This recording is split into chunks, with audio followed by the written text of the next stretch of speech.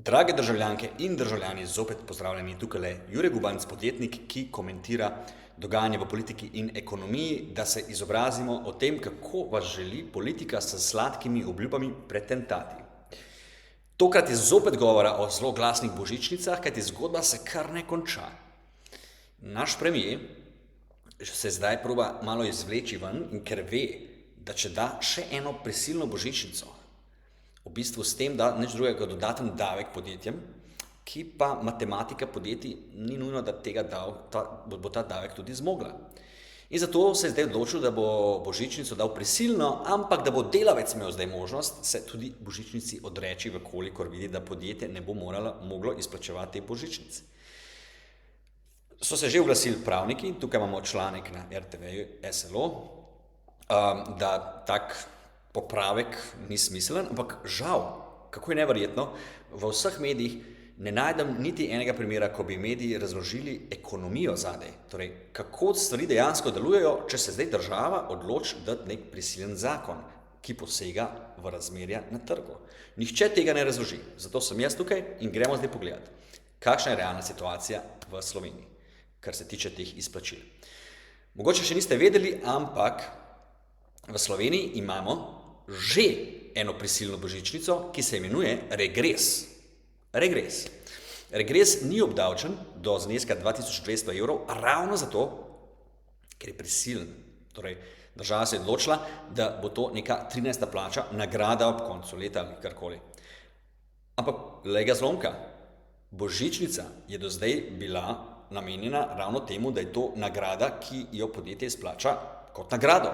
In za nagrade je značilno to, da pač so izplačane kot nagrade, torej da se odloči podjetje, koga in koliko bo tega človeka nagradilo. Torej ne more biti nagrada prisilna, ampak zdaj se je vlada odločila, da bo z bombončkom za volivce ustvarila to nagrado kot prisilno. Torej v bistvu smo zdaj iz ene prisilne nagrade, ki se imenuje regres, dobili zdaj še drugo, želijo ustvariti še drugo, tudi božičnico želijo narediti v prisilno nagrado. Ampak kaj to ustvari na trgu? To ustvari na trgu zgolj dodaten prisilen strošek, prisilen davek za podjetje. To ne bo nič dvignilo plač, niti materialni standard delavca ne bo nič boljši. Namreč, če podjetje se je odločilo, da bo to leto namenilo tolikšen delež za maso plač ali pa da je bila delovna uspešnost takšna, kot je bila, potem ne moremo matematike spremeniti. Če bomo zdaj podjetju na silo odvzeli ta denar, potem bo pač podjetje moralo varčevati kje drugje, tudi pri delavcih. Torej, hočem povedati, delavci ne bodo nikakor na boljšem, če date vi nek prisilen zakon, da mora pač podjetje zdaj več plačati. Prav tako je potrebno vedeti tudi sledeče. Namreč, to, da bi se delavci odpovedovali zdaj božičnica, to v bistvu ni nič drugega kot zopet poskuša tukaj premier apelirati in nagovoriti delavce. Zakaj? Zato, ker ve, da je tukaj večja volilna baza. Torej, zopet premier deluje v skladu s tem, kaj je lažje in boljše za njega, ne pa v skladu s tem, kaj je boljše za vas delavce in za celo družbo, tudi podjetnike in delavce. Torej, vidite, retorika, ki jo uporabljajo in ukrepi, ki jih sprejemajo, so v bistvu namenjeni njim, ne pa vam. Torej, če probamo razumeti tukaj ekonomijo, kadarkoli država posega med podjetjem in zaposlenim ali pa med nekom, ki prodaja, nekom, ki kupuje. V tem primeru podjetje in zaposleni prodajajo svoje delo, kupujejo delo, podjetja. Vedno, kadar tukaj imamo nek poseg, pomeni, da bo ta poseg ustvaril nek poseg v to, kaj sta se te dva človeka med sabo dogovorila, kako bosta poslovala. In zdaj, če imamo ta poseg, pomeni, da zdaj te dva človeka ali pa delavec in podjetje ne moreta več samostojno določati, kakšni bodo pogoji njunega dela. S tem pa nujno delamo diskriminacijo nad vsemi deležniki in pa nujno delamo v bistvu napako, zato ker noben ne more vedeti točno, kako je potrebno regulirati in vstopati na trg, da bomo imeli ravno pravšnjo regulacijo. Torej, v vsakem primeru bo prišlo do bodisi odpuščanj ali pa v slabših delovnih pogojev in tako naprej. Podjetja ne morejo kar za zakonom več plačevati. Tudi ne morejo kar za zakonom dati nižje cene izdelkov. Le te lahko dobimo, pa boljše plače, z izboljšano produktivnostjo na trgu, torej izboljšano dodano vrednostjo na čas vložen v samo delo in pa v input vseh resursov, ko smo jih vložili.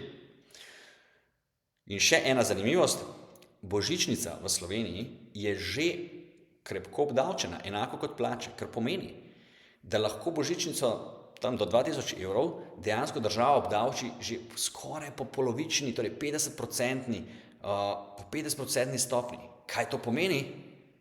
Da v bistvu država s tem, ko naredi dodatne oziroma želi uzakoniti prisilne božičnice, zgolj ustvarja situacijo, kjer želi kupiti vaše glasove, pa dobiti več davkov od koga? Od podjetnikov, ker ve, da so to manjša volilna baza, ki ne bodo toliko protestirali, ker nimajo časa jeti vsi skupaj ven in niso združeni na ulicah in ve, na koga lahko pritisne.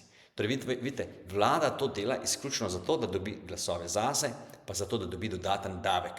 Kajti, če bi bilo vladi res do tega, da bi delavci dobili več od božičnice, zakaj potem ne zmanjša davek na božičnico? Torej, od tega mojega komentarja si lahko zapomnite sledeče. V Sloveniji že imamo prisilno božičnico in prisilno nagrado, to je 13. plača ali regres, ki jo mora podjetje nujno izplačevati. Božičnica je bila do sedaj nagrada, torej prostovolen znesek, ki ga je delodajalec lahko sam določil. Zdaj bo pa v bistvu tudi božičnica postala prisilen znesek enak regresu. In 3.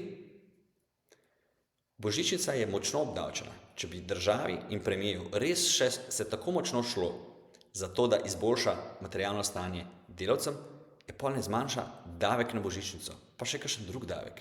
In bodo delavci dobili več ven od božičnice in tudi podjetje bo bistveno lažje, verjemite meni kot podjetniku, bistveno lažje in bistveno rajše izplačalo božičnico, za katero ve, da bo dejansko ta delavec tudi dobil v žep, ne pa da mu bo polovico denarja pobrala država za svoje razsipne projekte in trebuhe.